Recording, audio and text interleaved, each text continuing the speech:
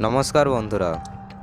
আদিমকাল থেকেই মানুষরা খুঁজে এসেছে নতুন নতুন কিছু জিনিস। মানুষ ধাপে ধাপে এগিয়েছে এবং ধাপে ধাপেই নতুন কিছু শিখেছে। এভাবেই চেলীয় মানুষরা শিখিয়েছে আমাদের পাথরে অস্ত্র তৈরি করা। এভাবেই সভ্যতা এগোতে এগোতে এক সময় যুগ এলো নিয়ান্ডারথালরা। তারা আমাদের কি শিখিয়েছে এই নিয়ে প্রশ্ন জাগে। তারা আমাদের একটা বড় জিনিস শিখিয়েছে। প্রত্নতাত্ত্বিকরা সেই উত্তরই জেনেছেন। গাছে গাছে ঘষা লেগে বিদ্যুৎ পড়ে পাথরে পাথরে ঘষা লেগে যে ঘটনা ঘটেছিল এবং যা থেকে একটি নতুন জিনিস আবিষ্কার হয়েছিল তাই নিয়েই প্রত্নতাত্ত্বিকরা গবেষণা করতে শুরু করলো। হ্যাঁ বন্ধুরা, আপনারা ঠিক ভেবেছেন। তারা আমাদের শিখিয়েছে আগুন জ্বালানোর সম্পর্কে।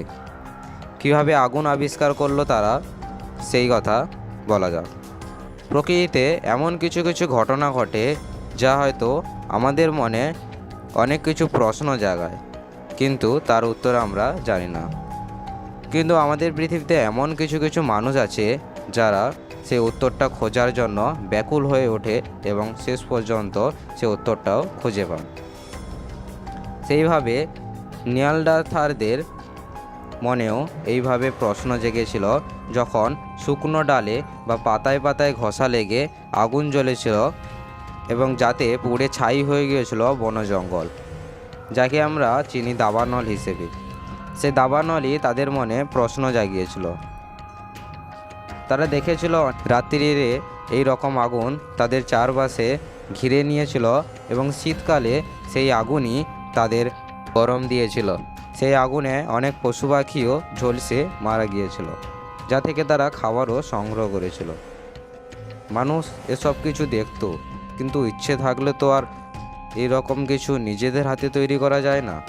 এরপর পাথরে অস্ত্র তৈরি করার সময় তারা দেখলো পাথরে পাথরে যখন ঘষা লাগছে তখন আগুন ছিটকাচ্ছে। এটা বুঝতে ভুল করেনি যে এটাই ছিল আগুন। এরপর তারা চকমকি পাথর দিয়ে একে অপরের সঙ্গে ঠুকে আগুন জ্বালিয়েছিল। এইভাবেই তারা শিখেছিল আগুন জ্বালানো। এটাই ছিল আগুন জ্বালানোর প্রথম ধাপ। এরপর তারা দেখলো শুকনো কাঠে ঘষা লেগেও আগুন জ্বলতে পারে। এরপর তারা কাঠ দিয়ে আগুন জ্বালাতে শিখেছিল।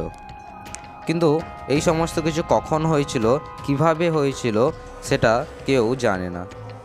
কিন্তু এটা আশা করা যায় যে এভাবেই হয়তো তারা আগুন জ্বালাতে শিখেছিল এবং যার পরে মানুষের সভ্যতা তরতর করে এগিয়েছিল। এভাবেই আগুন জ্বালানোর গল্পটা আপনাদের সঙ্গে শেয়ার করলাম।